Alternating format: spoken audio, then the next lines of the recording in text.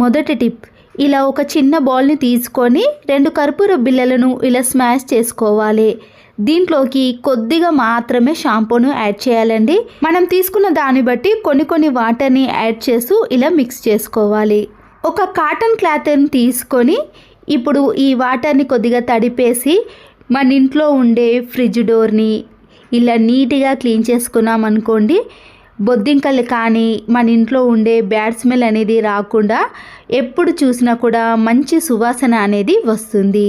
మళ్ళీ ఈ వాటర్లో క్లాత్ను ముంచేసి నైట్ పూట కిచెన్లో బల్లులు కానీ బొద్దింకలు ఎక్కువగా చేరుతూ ఉంటాయి కదండి. ఇలా మనము కిచెన్లో పని అంతా అయిపోయిన తర్వాత ఈ వాటర్తో కిచెన్ ఫ్లోర్ని కానీ గ్యాస్ స్టవ్ని క్లీన్ చేసుకున్నాం అనుకోండి, బొద్దింకలు కానీ బల్లులు అనేవి దరి చేరకుండా ఉంటాయి. ఇదే క్లాత్తో మనము వాష్రూమ్లో ఉండే ఇలాంటి అద్దాలను కానీ డ్రెస్సింగ్ టేబుల్ అద్దాలను క్లీన్ చేసామనుకోండి, మన ప్రతిబింబం అనేది చాలా నీట్గా క్లీన్గా కనబడుతుంది. ప్రతిరోజు మనము ఇలాంటి డైనింగ్ టేబుల్ పైన కానీ చిన్న టేబుల్స్ పైన తినేటప్పుడు ఇలా మరకలు ఎక్కువగా ఉన్నప్పుడు, ఈగలు వాలినప్పుడు ఈ క్లాత్తో క్లీన్ చేసామనుకోండి నీట్గా ఉంటుంది. ఎలాంటి ఈగలు కానీ దోమలు కానీ రావు. మరొక యూస్ఫుల్ టిప్, ఇలాంటి ప్యాకెట్స్లో కానీ మనము అగరబత్తులను వాడినప్పుడు స్మెల్ అనేది ఎక్కువగా రాకుండా ఉంటుందండి. ఎక్కువగా స్మెల్ రానప్పుడు మాత్రమే ఈ టిప్ని యూస్ చేయాలి. జవ్వాజు పౌడర్ అనేది మనకి కిరాణం స్టోర్లో అవైలబుల్గా ఉంటుందండి. దాని పొడిని మనము కొంచెం ఈ అగరబత్తుల పైన ఇలా బాగా రుద్దేశామనుకోండి, ఆ పొడి అనేది మంచి సువాసన అనేది వస్తుంటుంది. మనము ఇలా అగరబత్తుల వాసన మనము దేవుని గదిలో కానీ ఇంట్లో ఎప్పుడైనా మంచి సువాసన కోసం వెలిగించుకోవాలి అంటే ఇలా జవాదు పౌడర్ని వేసి వెలిగించుకోండి. అగరబత్తులు ఎక్కువసేపు వెలగటమే కాకుండా మంచి సువాసన అనేది వస్తుంది. ఫంక్షన్స్కి కానీ పండగలకి ఇంట్లోకి ఎప్పుడైనా షుగర్ని ఎక్కువ కేజీలు తెచ్చుకున్నప్పుడు నల్ల చీమలు కానీ ఎర్ర చీమలు అనేవి పడుతూ ఉంటాయండి. ఏ బాక్స్లో అయితే స్టోర్ చేసుకున్నామో ఆ బాక్స్ క్యాప్ని పెట్టేసిన తర్వాత వైట్ వెనిగర్ ఉంటుంది కదండి, ఇలా క్యాప్ పైన కొద్దిగా వేసి ఏదైనా క్లాత్తో కానీ టిష్యూ పేపర్తో ఈ వెనిగర్ని బాక్స్ మొత్తానికి కూడా ఇలా రుద్దేసేయాలి. ఈ ఘాటైన స్మెల్కి చీమలే కాదండి బొద్దింకలు కూడా దరిచేరకుండా ఉంటాయి. ప్రెషర్ కుక్కర్లో పప్పును ఇలా ఉడికించుకునే ముందు నానబెట్టుకోవాల్సిన అవసరం లేకుండానే ఇలా ప్రెషర్ కుక్కర్లో 2-3 సార్లు పప్పును కడిగి వేసుకోవాలి. నేను ఇక్కడ గోంగూర పప్పును చేస్తున్నాను కాబట్టి దీంట్లోనే ఇలా గోంగూరను, పచ్చిమిర్చి, ఆనియన్స్ని అన్నీ వేసినాక ఇలా కొన్ని వాటర్ని కూడా వేసుకోవాలి. దీంట్లోకి పసుపును 1 టీ స్పూన్ వరకు సాల్ట్ను కూడా వేసుకోండి. ఇప్పుడు మనము ఆయిల్ని ఇలా కొద్దిగా వేయటం వలన పప్పు నానబెట్టుకోకుండానే ఇలా ప్రెషర్ కుక్కర్లో పప్పు అనేది చాలా మెత్తగా ఉడికిపోతుంది. ప్రెషర్ కుక్కర్లో మనము ఏది ఉడికించుకున్నా కానీ విజిల్ వచ్చేటప్పుడు ప్రెషర్ కుక్కర్ యొక్క మూత పైన అంతా కూడా పడుతుంది కదండి. అలా పడకుండా ఉండాలంటే ఇలా మనము గ్యాస్ కట్ని తీసేసి గ్యాస్ కట్ వేసిన లోపల అలాగే ప్రెషర్ కుక్కర్ యొక్క మూతకు ఇలా వీడియోలో చూపించిన మాదిరిగా ఆయిల్ని కొద్దిగా అప్లై చేయండి. అలాగే గ్యాస్ కట్ చుట్టూ కూడా ఆయిల్ని అప్లై చేసిన తర్వాత ప్రెషర్ కుక్కర్లో మనము ఉడికించుకున్న దానికి పై వైపున ఎక్కడి వరకైతే ఇలా ఖాళీగా ఉందో అక్కడ కొద్దిగా ఆయిల్ని అప్లై చేయటం వలన మనము ఉడికించుకునేవి అనేవి ప్రెషర్ కుక్కర్ యొక్క మూత పై భాగానికి రాకుండా ఉంటాయి. ఇప్పుడు ప్రెషర్ కుక్కర్ని ఇలా స్టవ్ పైన పెట్టేసి హై ఫ్లేమ్లో పెట్టినా సరేనండి. చూసారు కదండి, విజిల్స్ వచ్చినా కూడా ఒక్క చుక్క కూడా ఇలా మూత పైభాగానికి రాకుండా ఉంటుంది. విజిల్ అంతా వెళ్ళిపోయిన తర్వాత పప్పు ఎలా ఉడికిందో చూడండి. మనము పప్పును ఇలా 1/2 అవర్ కానీ 10 మినిట్స్ పాటు నానబెట్టుకోకుండానే డైరెక్ట్గా ప్రెషర్ కుక్కర్లో అప్పుడే ఉడికించుకున్నామనుకోండి, పప్పు అనేది ఇలా మెత్తగా ఉడికిపోతుంది. పప్పు గుత్తితో కూడా రుబ్బాల్సిన పని ఉండదండి. పై భాగానికి కూడా ఆయిల్ని అప్లై చేయటం వలన పైకి రాకుండా ఇలా పప్పు అనేది త్వరగా ఉడికిపోతుంది. సరుకులు తెచ్చుకున్నాక మిగిలినవి ఇలా కవర్లోనే ఉన్నాయనుకోండి, అవి మెత్తబడటం కానీ పురుగు పట్టడం లాంటివి జరుగుతాయి. ముందుగా ఈ కవర్ని ఇలా లెవెల్గా కట్ చేసి కవర్లో వెనుక భాగాన ఇలా రెండింటిని మనము ఒకే దగ్గరికి మలుచుకోవాలి. కవర్ని ఇలా ముందు భాగానికి మార్చుకొని మనము రౌండ్గా చిన్నగా మలుచుకోవాలి. కవర్లో సరుకులు ఎంతవరకు ఉన్నాయో అంతవరకు మలుచుకొని వెనుక భాగాన మలిచినవి ఉన్నాయి కదండి, వాటిని బయటకి ఇలా అనేసామనుకోండి, అక్కడ ముడిపడిన విధంగా ఉంటుంది కాబట్టి దాంట్లోకి గాలి పోకుండా దానిలో ఉన్న సరుకులు కింద పడిపోకుండా ఇలా ఎన్ని రోజులైనా ఫ్రెష్గా ఉంటాయి. వంట చేస్తున్న సమయంలో ఇలా బొబ్బలు కానీ కాలిన గాయాలంటారు కదండి, అలా వచ్చినప్పుడు ఇలా ఐస్ క్యూబ్ని తీసుకొని ఆ ప్లేస్లో ఇలా కొద్దిసేపు మనము అప్లై చేసామనుకోండి, అక్కడ మచ్చ కానీ లేదా బొబ్బే అనేది రాకుండా ఉంటుంది. లేదా కొద్దిగా మన ఇంట్లో ఉండే నెయ్యిని అప్లై చేసినా కూడా అక్కడ చల్లగా అనిపించడం కానీ బొబ్బ రాకుండా మనకి ఉపశమనం అనేది లభిస్తుంది. ఫోన్ ఛార్జింగ్ వైర్లు ఉంటాయి కదండి, ఇలా మనము ప్రతిరోజు ఛార్జింగ్ వైర్ పెట్టడం వలన అక్కడ బెండ్ అయి వైర్ అనేది కట్ అయిపోతుంది. దానికి మనము ప్లాస్టర్ని కానీ ఇలా వైర్ని కానీ చుట్టడం లాంటివి జరుగుతాయి కదా. ఈ ఛార్జింగ్ వైర్ అనేది పాడవకుండా ఉండాలంటే పెన్ రిఫిల్లో కొన్నిటికి ఇలాంటి స్ప్రింగ్ వస్తుంది కదండి, ఆ స్ప్రింగ్ని తీసుకొని నైఫ్తో కానీ సీజర్తో కానీ పైన ఉన్న స్ప్రింగ్ని కొద్దిగా లూజ్గా చేయడం, అలాగే కింది భాగాన ఉన్న స్ప్రింగ్ని కూడా కొద్దిగా లూజ్ చేసి అప్పుడు మనము ఎక్కడైతే వైర్ బెండ్ అవుతుందో ఆ ప్లేస్లో ఈ స్ప్రింగ్ను చుట్టేసేయాలి. చూడండి, ఇక్కడ స్ప్రింగ్ వేయటం వలన వైర్ అనేది ఇక్కడ బెండ్ కాకుండా ఉంటుంది. ఈ ఛార్జర్తో మీకు ఫోన్ పెట్టి చూపిస్తాను చూడండి. మనము ఫోన్ని ఎలా పెట్టినా కూడా వైర్ అనేది బెండ్ కాకుండా చాలా రోజుల పాటు ఇలా ఒరిజినల్ ఛార్జర్ని మనము యూజ్ చేసుకోవచ్చు. మన ఇంట్లో ఇలా చాలా రకాల షాపింగ్ మాల్ బ్యాగ్స్ కానీ కవర్స్ ఉంటాయి కదండి, అలాగే పెట్టేసామనుకోండి స్పేస్ ఎక్కువగా తీసుకోవటమే కాకుండా చూడడానికి కూడా అంత అందంగా కనిపించదు. ఈ కవర్ను ఇలా పొడవులో రెండుగా మలుచుకోవాలండి. ఇలా సమానంగా మలుచుకున్నాక కింది వైపు నుంచి ఇలా సమోసా షేప్ ఆకారంలో చివరి వరకు మలుచుకొని రావాలి. ఆ తర్వాత ఇలా హ్యాండిల్స్ని మాత్రం మనము ఈ సమోసా షేప్ ఆకారంలో మలుచుకున్నాం కదండి, దాంట్లో వీటిని పెట్టేసేయాలి. ఇలా చేయడం వలన కవర్స్ కానీ షాపింగ్ మాల్స్ బ్యాగ్స్ అనేవి మనము ఎక్కడ పెట్టినా కూడా చాలా నీట్గా అందంగా కనిపించడమే కాకుండా స్పేస్ కూడా చాలా తక్కువగా తీసుకుంటుంది. మన ఇంట్లో తుప్పు పట్టిన సీజర్స్ కానీ నైఫ్స్ ఉంటాయి కదండి, వాటికి ఉండే సిలుము అనేది త్వరగా పోవాలంటే ఇలాంటి స్టీల్ స్క్రబ్బర్ ఉంటుంది కదా అండి, దాంతో బాగా అప్లై చేసామనుకోండి తుప్పు పోవటమే కాకుండా ఈ నైఫ్ కానీ సీజర్ అనేది షార్ప్నెస్లోకి వచ్చేసాయి. ఇక్కడ మీకు చాలా ఉన్న పేపర్స్ని కూడా కట్ చేసి చూపించాను. ఒక బౌల్లోకి కొన్ని హాట్ వాటర్ని తీసుకొని కొద్దిగా సాల్ట్ను వేసినాక టూత్ బ్రష్లు ఉంటాయి కదండి, ఆ టూత్ బ్రష్లు అన్నిటినీ కూడా ఈ హాట్ వాటర్లో వేసి ఒక 5 to 10 minutes పాటు అలాగే ఉంచేసేయండి. ఇలా చేయటం వలన టూత్ బ్రష్లు అనేవి మళ్ళీ సాఫ్ట్నెస్లోకి వస్తాయి. ఒక చిన్న గాజు బౌల్ని కానీ లేదా ఏదైనా ఒక చిన్న పాత్రను తీసుకున్నాక వంట సోడా ఉంటుంది కదండి, 2 teaspoons వరకు వేసి దీనిని మనము ఫ్రిడ్జ్లో పెట్టేసామనుకోండి, పులిసిన వాసన కానీ ఏదైనా ఫ్రిడ్జ్లో నుంచి బ్యాడ్ స్మెల్ వచ్చిందనుకోండి అది రాకుండా ఉంటుంది. రైస్ని మనము ప్రతిరోజు ఇలా కడిగినప్పుడు మనము దాంట్లో ట్యాప్ వాటర్ని వేసి ఒక 2-3 times పాటు బాగా శుభ్రం చేస్తాం కదండి. తర్వాత ఇలా వాటర్ని అంతా వంపేసామనుకోండి, దాంట్లో ఉన్న వాటర్తో పాటు కొన్ని రైస్ కూడా ఇలా సింక్లో కానీ మనం కడిగినప్పుడు కింద అనేటి పడుతూ ఉంటాయి. దీనివల్ల రైస్ వేస్టేజ్ అయితే అవుతుంది కదా. అలా వేస్టేజ్ కాకుండా ఉండాలంటే టీ వడపోసే జాలి ఉంటుంది కదండి, దాన్ని తీసుకొని రైస్లో నుంచి వాటర్ని అంతా కూడా వంపేస్తున్నప్పుడు ఇలా అడ్డుగా మనము టీ జాలితో వడపోసామనుకోండి రైస్ అనేది కింద పడిపోకుండా ఓన్లీ వాటర్ అనేది ఈ జాలిలో నుంచి వెళ్ళిపోతాయి. దీనివల్ల రైస్ అనేది వేస్టేజ్ కాకుండా మన పని కూడా చాలా సులువుగా అయిపోతుందండి. చూసారు కదండి, రైస్ అనేది ఒక్కటి కూడా కింద పడకుండా ఉంటుంది. కొబ్బరి తురిమేవి ఉంటాయి కదండి, అవి షార్ప్నెస్ అనేవి తగ్గిపోయినప్పుడు స్క్రూస్ తింపేది ఉంటుంది కదండి, దాన్ని తీసుకొని ఇలా హోల్స్లో మనము గట్టిగా తిప్పేసామనుకోండి మళ్ళీ ఆ కొన భాగం అనేవి షార్ప్నెస్లోకి వచ్చేసాయి. అప్పుడు మన పని కూడా చాలా సులువుగా అయిపోతుంది. వీటిని స్క్రబ్బర్స్తో మనము ఇలా చిన్న చిన్న ప్లేస్లో క్లీన్ చేసుకోలేకపోతాం కదండి, ఇది స్క్రూ తింపే దానితోటే మనము ఇలా చివర్లో కూడా ఏదైనా డస్ట్ ఉంటే కూడా చాలా ఈజీగా క్లీన్ చేసుకోవచ్చు. ప్రెషర్ కుక్కర్ యొక్క విజిల్ అనేది సరిగా రానప్పుడు లీకేజ్ అవుతుందనుకోండి, మనము ఇలా నీడిల్ని తీసుకొని ఈ విజిల్లో కొద్దిగా క్లీన్ చేసామనుకోండి అప్పుడు లీకేజ్ కాకుండా ఉంటుంది. అంతేకాకుండా దీంట్లో ఏదైనా చిన్న చిన్న డస్ట్ ఉన్నా కూడా మనము ఇలా హోల్స్లో నీడిల్ని పెట్టేసుకొని క్లీన్ చేసుకోవచ్చు. మందంగా ఉండే ఇలాంటి బాటిల్ని తీసుకొని పైన క్యాప్కి ఫోక్తో ఇలా కొద్దిగా వేడి చేసి చిన్న హోల్స్ అనేవి చేసుకోవాలి.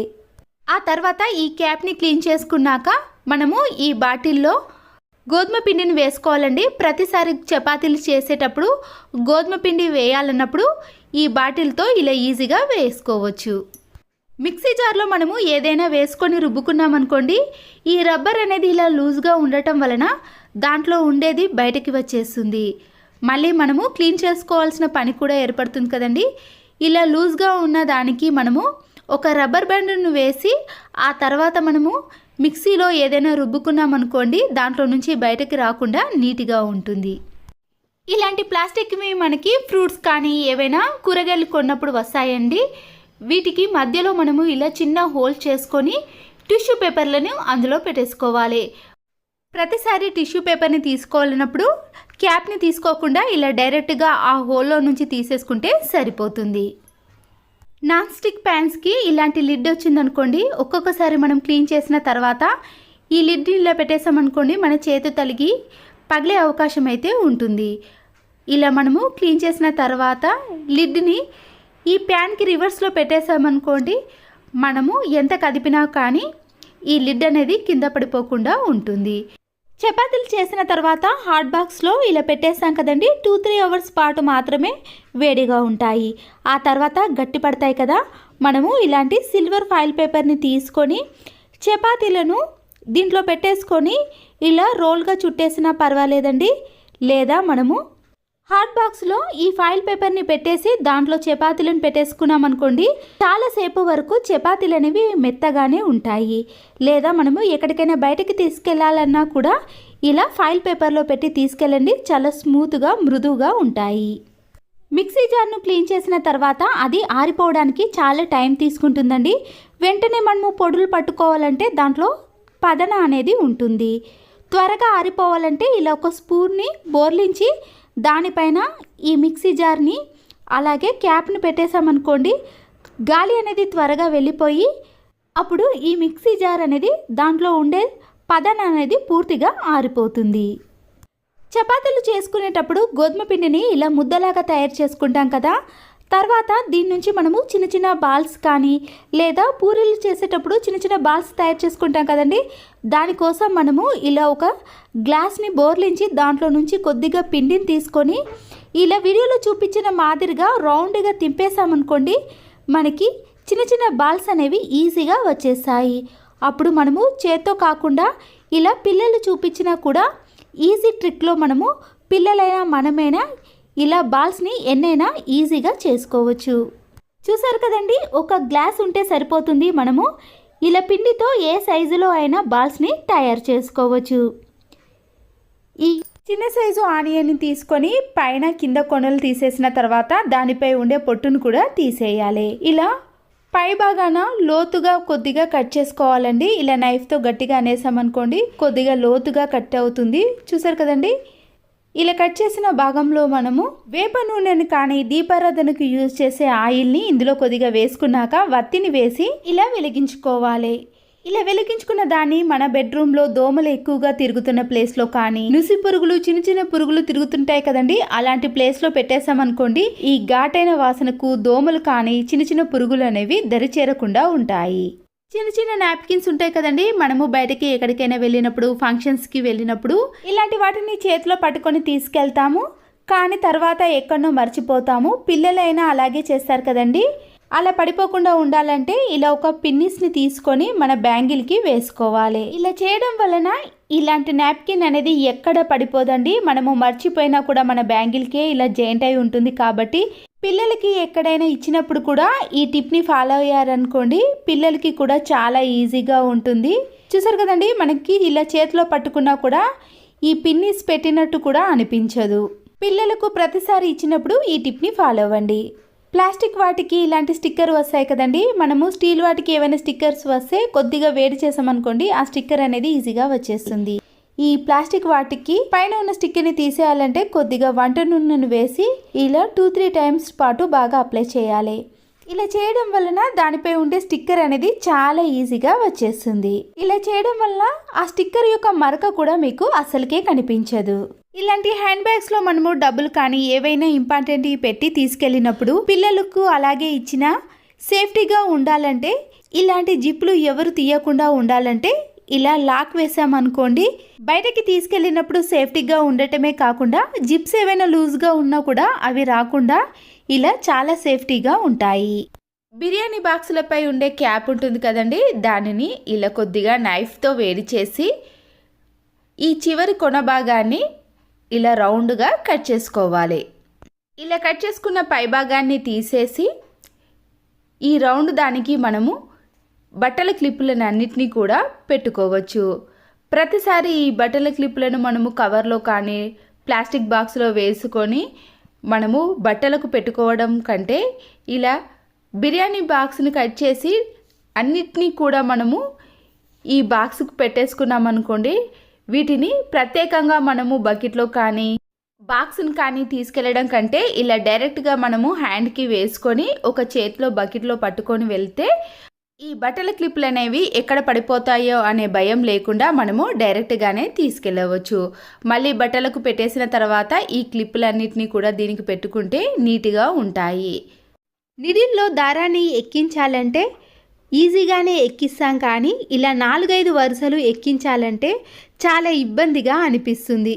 చూసారు కదండి, ఇలాంటి సిల్క్ దారాన్ని మనము ఎన్ని వరుసలైనా అవలీలగా ఎక్కించవచ్చు.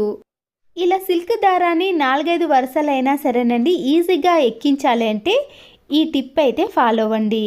ముందుగా ఒక నిడిల్ని తీసుకొని వేరే దారాన్ని ఇలా 2 వరుసలుగా మలుచుకొని ఎక్కించాలి. ఆ తర్వాత మనము ఈ సిల్క్ దారాన్ని ఈ దారంలో ఇలా పెట్టుకున్నాక ముందుగానే ఎక్కించుకున్న ఈ బ్లాక్ దారాన్ని ఇలా నిడిల్ నుంచి కొద్దిగా లాగామనుకోండి, దాంట్లో నుంచి ఈ సిల్క్ దారం అనేది ఎన్ని వరుసలైనా ఈజీగా వచ్చేస్తుంది. చూసారు కదండి, చాలా తక్కువ టైంలో ఎన్నిసార్లైనా మనము అవలీలగా నిడిల్లో దారాన్ని ఎక్కించవచ్చు. ఇలా మొత్తం దారాన్ని కలిపితే 10 వరుసల దాకా దారం అనేది ఉంటుంది. చూసారు కదండి, ఇలాంటి వాటితో మనము ఎంబ్రాయిడింగ్ వర్క్ కానీ మగ్గం వర్క్ కానీ ఎలాంటి వాటినైనా స్టిచ్చింగ్ చేసుకోవచ్చు. సింగిల్ దారాన్ని సెకండ్లో ఎక్కించాలంటే ఇలా పేపర్ సహాయంతో కూడా ఎక్కించవచ్చు. ముందుగా వేస్ట్గా ఉన్న ఒక పేపర్ని తీసుకొని ఆ పేపర్ని ఫోల్డ్ చేసిన దానిలో దారాన్ని పెట్టేసేయాలి. ఎక్స్ట్రా అయిన ఈ కాగితాన్ని వీడియోలో చూపించిన మాదిరిగా కట్ చేసుకున్నాక పైన కూడా ఇలా క్రాస్లో కట్ చేసుకోవాలి. ఇలా కట్ చేసుకున్న ఈ దారపు కొన అనేది ఈ పేపర్ చివరి అంచుల వెంబడి ఉండాలి. ఇప్పుడు ఈ నిడిల్లోకి మనము దారాన్ని ఈజీగా ఎక్కించవచ్చు. పేపర్ చివరి అంచును ఇలా గట్టిగా ప్రెస్ చేసామనుకోండి, అందులో నుంచి దారం అనేది ఈ నిడిల్లోకి వచ్చేస్తుంది. అంతేనండి, ఇలా సింగిల్ దారాన్ని ఎక్కించాలన్నా 4-5 వరుసల దారాన్ని ఎక్కించాలన్నా ఇలా తక్కువ టైంలో ఈజీ ప్రాసెస్లో దారాన్ని ఎక్కించవచ్చు. వాషింగ్ మిషన్లో బట్టలు వేసేటప్పుడు ఈ చిన్న టిప్పు ఫాలో అయ్యారనుకోండి, బట్టల యొక్క మురికి పోవటమే కాకుండా ఐరన్ కూడా చేయాల్సిన అవసరం ఉండదు. ముందుగా మనము వాషింగ్ మిషన్లో ఇలా అన్ని రకాల బట్టలను వేస్తాం. శారీసు, యూనిఫామ్స్, తెల్ల బట్టలను, జీన్ ప్యాంట్, షర్ట్స్ని కూడా వేస్తాం కదండి. కొత్త బట్టలు కానీ కలర్ పోయే బట్టలు వేసేటప్పుడు మాత్రం వాటిని రివర్స్లో తీసి వేయండి. అప్పుడు కలర్ అనేవి వేరే క్లాత్లకు అంటుకోకుండా ఉంటాయి. చూసారు కదండి, ఇక్కడ సిల్క్ క్లాతులు కానీ కాటన్ క్లాతులు కానీ ఎలాంటి క్లాతులైనా సరేనండి, అన్ని బట్టలను కూడా ఇలా ఒకేసారి వాషింగ్ మిషన్లో వేసుకుంటున్నాను. కాటన్ బట్టలు మనము ఇలా వేసేటప్పుడు అవి ముడతలు కాకుండా ఐరన్ చేయాల్సిన పని లేకుండా ఉండాలంటే, బట్టలలో మురికి కూడా త్వరగా పోవాలంటే ఇలా బట్టలు వేసేటప్పుడు నేను చూపించిన ఒక చిన్న టిప్ని ఫాలో అవ్వండి. ఇలా బట్టలన్నీ వేసిన తర్వాత మనము సర్ఫ్ని కానీ లిక్విడ్ని కానీ మీరు ఏదైనా వేసుకోవచ్చండి. ప్రతిరోజు యూజ్ చేసేదే ఈ వాషింగ్ మిషన్లో వేసుకోండి. నేను ఇక్కడ సర్ఫ్ ఎక్సెల్ పౌడర్ని వేస్తున్నాను. వీటితో పాటు మీరు కంఫర్ట్ని కూడా వేసుకోవచ్చండి. నేను ఇక్కడ కంఫర్ట్ని వేయకుండా ఈ వాటర్ని మాత్రమే వేస్తున్నానండి. ఈ వాటర్ని వేయడం వలన బట్టలకు ఉండే మురికి పోవటమే కాకుండా ఐరన్ చేయాల్సిన పని కూడా ఉండదు. చాలామంది కాటన్ బట్టలకు గంజి వేసి తర్వాత ఐరన్ చేస్తారు కదండి. అలాంటి పని ఏది లేకుండా మనము ఇలా బియ్యం వాటర్ని వేసామనుకోండి, చాలా పనులు అనేవి సులువుగా అయిపోతాయి. ఐరన్ చేయాల్సిన పని ఉండదు, గంజి వేయాల్సిన పని ఉండదు, బట్టల యొక్క మురికి కూడా చాలా ఈజీగా తొలగిపోతుంది. అయితే మనము ఇలా బియ్యం వాటర్ని ఎలా వేయాలో చివర్లో ఈ వీడియోలో చూపిస్తానండి. వీడియోని స్కిప్ చేయకుండా పూర్తిగా చూసేయండి. వాషింగ్ మిషన్ డోర్ని పెట్టేసి వాటర్ని ఆన్ చేసి ఇలా స్టార్ట్ చేసుకోండి. ఇది టాప్ లోడ్ కాబట్టి ఇక్కడ 53 మినిట్స్ పాటు వాష్ చేస్తుందండి. నేను ప్రతిరోజు ఎలా డైలీ వాష్లో పెట్టుకున్నానో అదే మాదిరిగా ఇక్కడ స్టార్ట్ చేస్తున్నాను. బట్టలు అనేవి పూర్తిగా కంప్లీట్ అయిన తర్వాత మీకు చూపిస్తున్నాను చూడండి. మనము ఇలా అన్ని రకాల బట్టలను కూడా వేసాం కదండి. ఏ బట్టలైనా కూడా మురికిపోవటమే కాకుండా గంజి అవసరం లేకుండా ఇలా నీట్గానే ఉంటాయి. నేను కాటన్ డ్రెస్లను కూడా వేసాను కదండి. చూసారు కదండి, ఎక్కువ ముడతలు కాకుండా గంజి కూడా అవసరం లేకుండా ఇలా నీట్గా ఉంటాయి. చాలామంది కాటన్ బట్టలకు గంజి పెట్టి ఐరన్ చేశారు. మనము గంజి అవసరం లేకుండా ఇలా బట్టలను డైరెక్ట్గా వాషింగ్ మిషన్లో వేస్తే సరిపోతుంది. పాతకాలంలో అయితే ఇలాంటి గంజి పౌడర్ అసలుకే లేదండి. బియ్యం వాటర్ తోటే గంజి పెట్టుకునే వాళ్ళు. ఇలా మనము శారీస్ కానీ ఎలాంటి క్లాతులైనా సరేనండి, ఇలా బియ్యం వాటర్ వేసామనుకోండి బట్టలు అనేవి చాలా నీట్గా కనిపిస్తాయి. తెల్ల బట్టలు కూడా దాంట్లో ఉండే మురికి కూడా ఈజీగానే తొలగిపోతుంది. పిల్లల యూనిఫామ్స్ ఉంటాయి కదండి, ఆ స్కూల్ యూనిఫామ్స్ని కూడా మనము ఇలా డైరెక్ట్గా వాషింగ్ మిషన్లో వేసే సరిపోతుంది. ప్రత్యేకంగా వీటిని మనము చేత్తో ఉతకాల్సిన పని ఉండదు. అయితే మనము ఈ బియ్యం వాటర్ని ఎలా ప్రిపేర్ చేసుకోవాలో చూడండి. ఇక్కడ మీరు రేషన్ బియ్యం కానీ ఇలాంటి మామూలు రైస్ ఏదైనా పర్వాలేదండి. డైరెక్ట్గా వీటిని తీసుకొని మిక్సీ జార్లో అయినా వేసుకోవచ్చు, లేదా ఈ రైస్ని కొద్దిసేపు నానబెట్టిన తర్వాత మిక్సీలో వేసుకున్నా సరిపోతుంది. కొన్ని వాటర్ని యాడ్ చేసి మెత్తని పేస్ట్ లాగా మిక్సీ పట్టుకోవాలి. చూసారు కదండి, ఇలా రైస్ అనేది ఇలా వాటర్ లాగా అయిన తర్వాత మనము డైరెక్ట్గా ఒక గ్లాస్లోకి కానీ, లేదా మీరు అడుగున ఏవైనా చిన్న చిన్న బియ్యపు రవ్వలు ఉన్నాయి అనిపిస్తే మీరు జాలి ద్వారా కూడా ఈ వాటర్ని సపరేట్ చేసుకోవచ్చు. ఇలా వాషింగ్ మిషన్లో బట్టలు వేసిన తర్వాత సర్ఫ్లోనే డైరెక్ట్గా ఈ వాటర్ని వేసామనుకోండి, బట్టలలో యొక్క మురికి పోవటమే కాకుండా గంజి కానీ ఐరన్ కానీ ఎలాంటిది అవసరం ఉండదు. ఈ వీడియో మీకు నచ్చినట్లయితే లైక్ చేసి మీ ఫ్రెండ్స్కి కానీ రిలేటివ్స్కి షేర్ చేయండి. మరో వీడియోతో మళ్ళీ కలుద్దాం. Thanks for watching.